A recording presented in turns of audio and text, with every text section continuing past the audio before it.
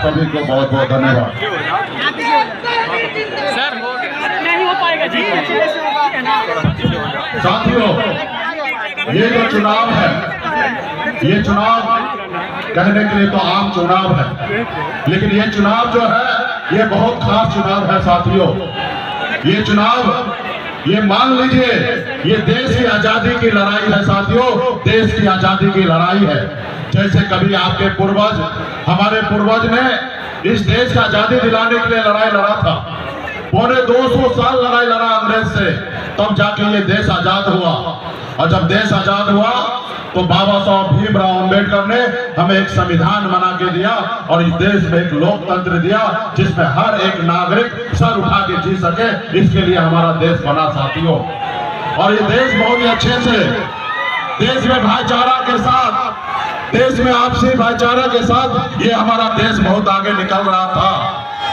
लेकिन इसी बीच में 2014 में एक नेता आए और वो नेता ने आप सभी से, हम सभी के बीच में एक वादा किए। उन्होंने कहा कि हम आपके अच्छे दिन लाएंगे। हम लोगों को लगा शायद इससे अच्छा दिन आ जाएगा।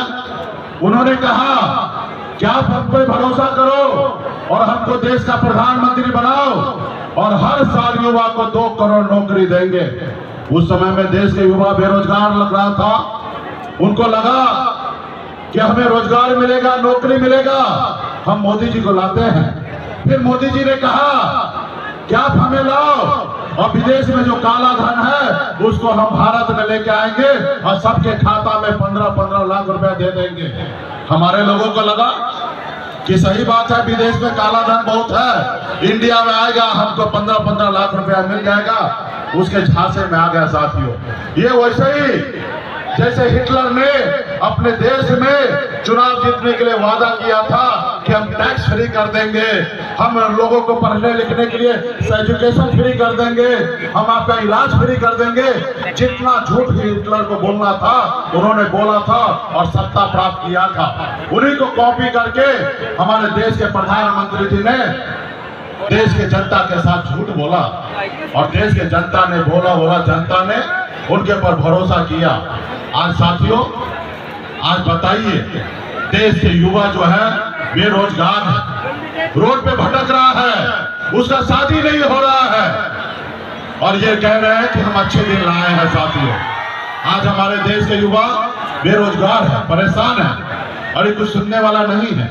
अरे साथियों, आप सबको एक योजना पता होगा मोदी जी का।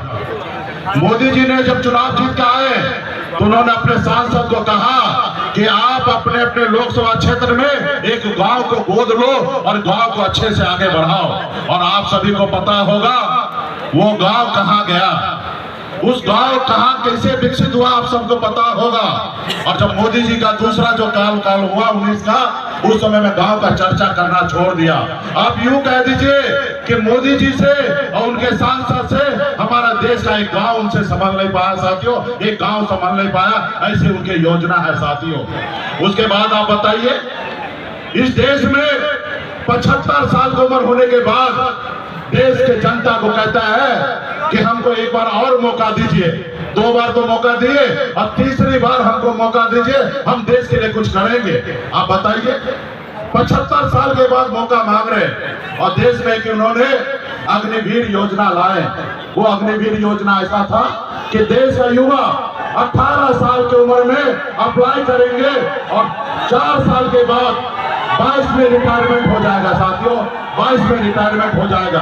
आप बताइए, एक नेता को चुनने के लिए भी, चाहे वार्ड का नेता हो या देश का प्रधानमंत्री हो या विधायक हो, सांसद हो, उनको भी 5 साल का मौका मिलता है। लेकिन देश का युवा के लिए ऐसा योजना जो देश के लिए सरहद पे जाके गोली खाने के लिए तैयार होता है अपने सीने पे, ऐसे युवा के लिए मात्र 4 साल की योजना कि 4 साल के बाद आपका रिटायरमेंट हो जाएगा।